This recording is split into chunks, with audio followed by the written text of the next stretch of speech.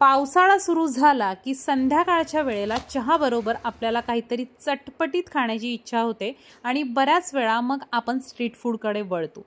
परंतु बाहेरचं street food खाण्यापेक्षा घरच्या घरी सोप्या पद्धतीने तुम्ही हे सगळे पदार्थ बनवू शकता। तर आज मी अशीच एक चटपटीत आणि मस्त खस्ता अशी कचोरी कशी करायची याची रेसिपी तुमच्या सोबत शेअर करणार आहे। परफेक्ट रेसिपी असणार आहे। सगळ्या टिप्स मी ज्या यामध्ये सांगणार आहे त्या फॉलो करा। कचोरी कशा पद्धतीने बनवली जाते किंवा ती फुटू नये म्हणून काय करायचं, त्याचं बाहेरचं आवरण जास्त वेळ क्रिस्पी राहावं म्हणून काय करायचं, हे सगळ्या गोष्टी ज्या आहेत या आपण व्हिडिओमध्ये डिस्कस करणारच आहोत आणि त्यामुळे व्हिडिओ शेवटपर्यंत बघायला विसरू नका। चॅनलवर नवीन असाल तर लाईक, शेअर, सबस्क्राईब, फॉलो करायला विसरायचं नाहीये। तर चला रेसिपीला सुरुवात करूयात। तर सगळ्यात आधी इथे मी पाव किलो एवढा मैदा घेतलेला आहे, अंदाजे 1.5 कप। त्यानंतर यामध्ये चवीनुसार मीठ आणि 2 टेबलस्पून एवढं तूप घालायचं आहे। आता तूप हे मी गरम करून घेतलेलं नाहीये, आहे तसंच आपल्याला तूप घालायचं आहे आणि तूप घातल्यानंतर हे चांगलं आपल्याला मिक्स करून घ्यायचं आहे। म्हणजेच आपण थोडक्यात तुपाचं मोहन घातलेलं आहे यामध्ये आणि अशा प्रकारे हातावर चांगलं मिक्स करून घ्यायचं आहे, ज्यामुळे तूप जे आहे ते सगळ्या बाजूने मैद्याला लागेल आणि त्यामुळे होईल असं की जो आपला बाहेरचा लेयर आहे किंवा आउटर जे कचोरीचं कवर असतं ते छान असं खस्ता होतं। तर इथे तुम्ही बघू शकता मी हाताने अशा प्रकारे छान त्याला मळून घेत आहे आणि मूठ बांधल्यानंतर याची अशी मूठ पडली याचा अर्थ आपलं मोहन अगदी व्यवस्थित झालेलं आहे।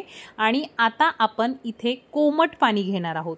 तूप मी रूम टेम्परेचरचंच घेतलेलं होतं आणि मळताना फक्त कोमट पाण्याचा इथे मी वापर करणार आहे। आता हे जे पीठ आहे कचोरीचं आपण जेव्हा मळतो तेव्हा ते थोडंसं सैलसर हवं। जसं मागे एका व्हिडिओमध्ये मी तुमच्यासोबत समोसाची रेसिपी शेअर केली होती, त्यामध्ये आपल्याला पीठ घट्ट हवं होतं, परंतु इथे चपातीचं जसं पीठ असतं त्याप्रमाणेच आपल्याला मऊ पीठ मळून घ्यायचं आहे।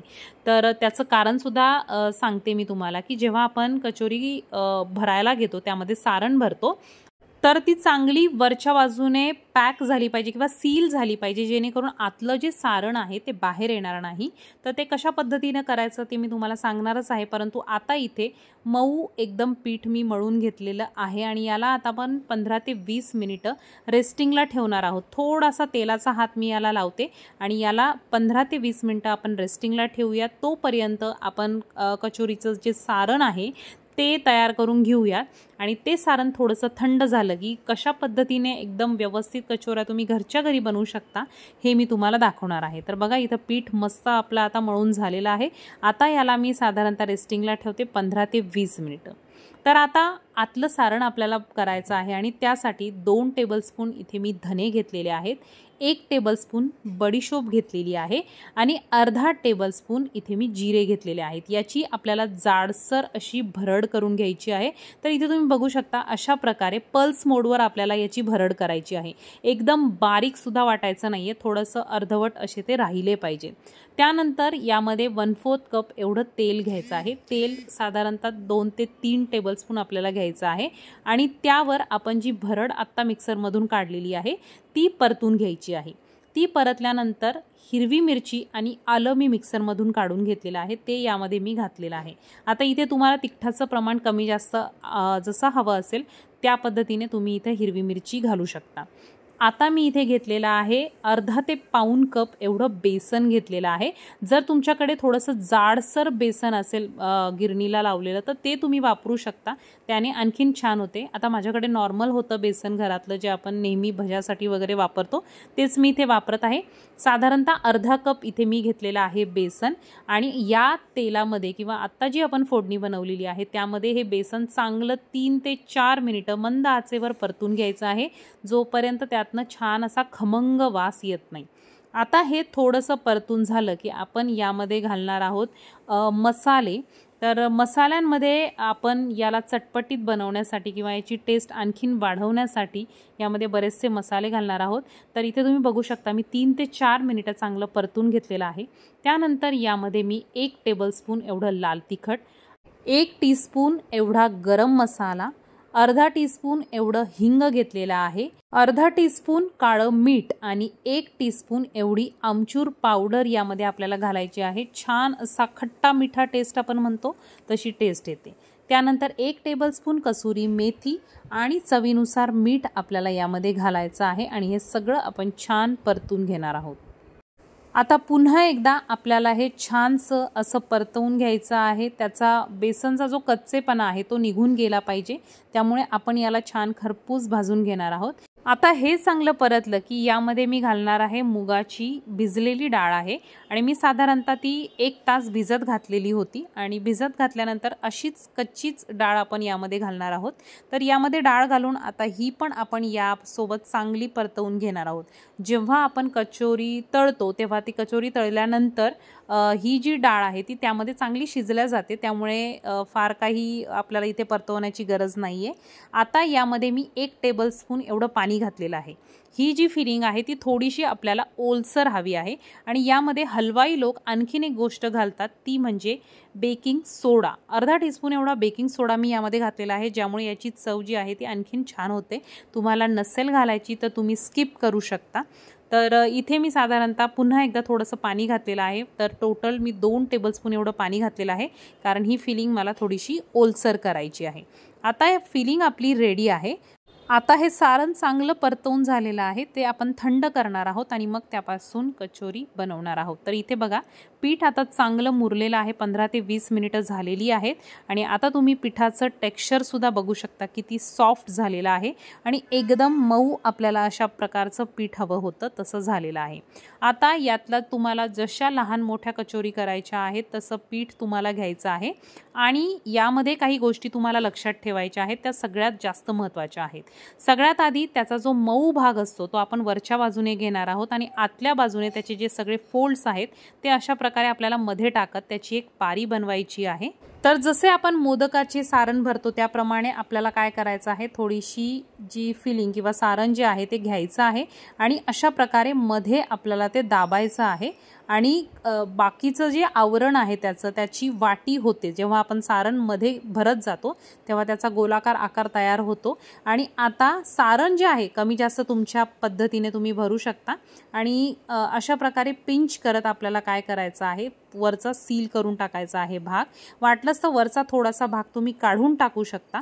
आपल्याला जेव्हा आपण कचोरी करतो तेव्हा जो मागचा भाग असतो जिथून आपण सारणाचं तोंड बंद करतो त्या तोंडाला अजिबात कुठल्याही प्रकारे क्रॅक नकोय। जर तिथे क्रॅक असेल तर तो क्रॅक तेलात गेल्यानंतर ओपन होतो आणि कचोरीचं सगळं सारण जे आहे ते बाहेर येतं आणि त्यामुळे ते सील करताना आपल्याला खूप अशी काळजी घ्यावी लागते।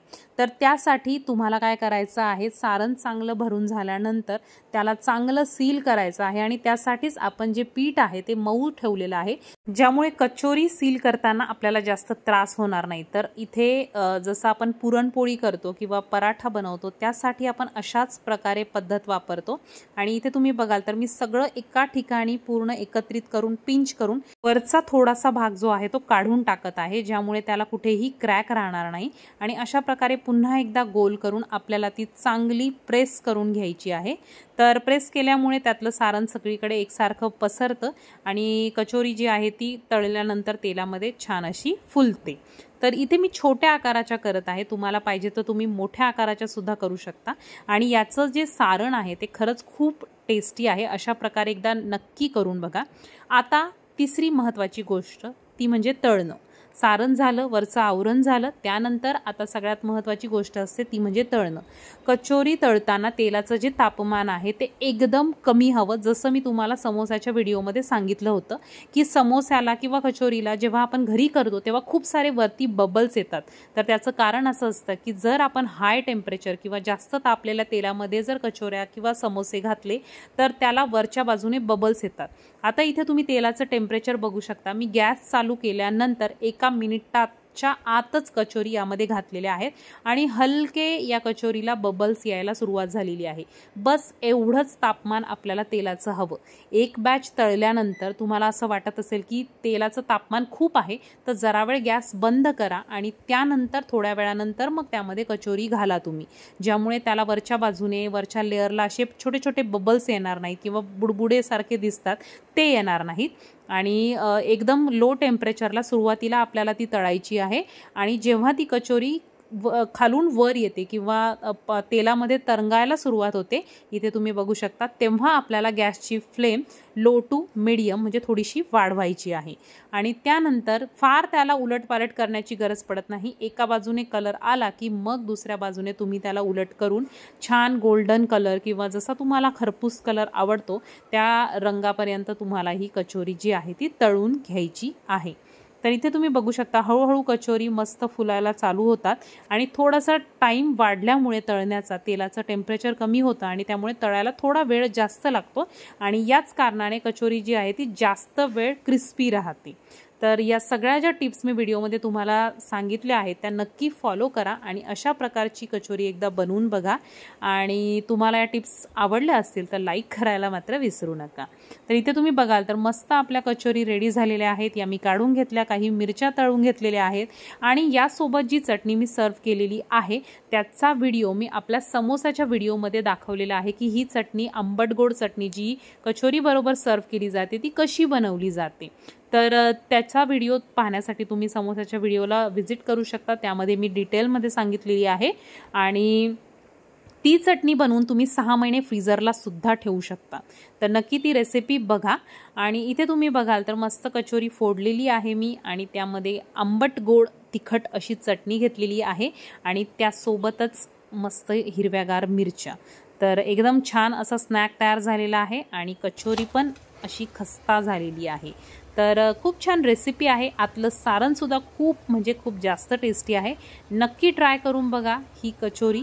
आणि व्हिडिओ आवडला तर लाईक करा, शेअर करा, सबस्क्राईब करा, फॉलो करा आणि छान कमेंट करायला विसरू नका. भेटूयात एका नवीन व्हिडिओमध्ये. Bye bye.